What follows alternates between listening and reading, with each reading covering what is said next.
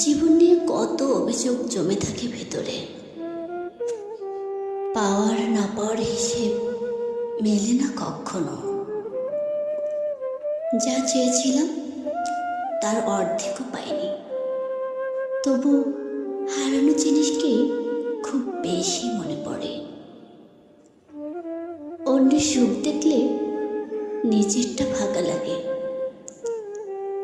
মনের অজান্তেই তুলনা করি তার সাথে।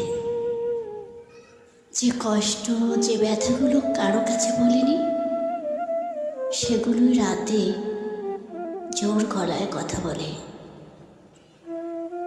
তবুও ভোর হলে আবার সুর করি, কারণ অভিযোগ নিয়েও মানুষ বেঁচে থাকে।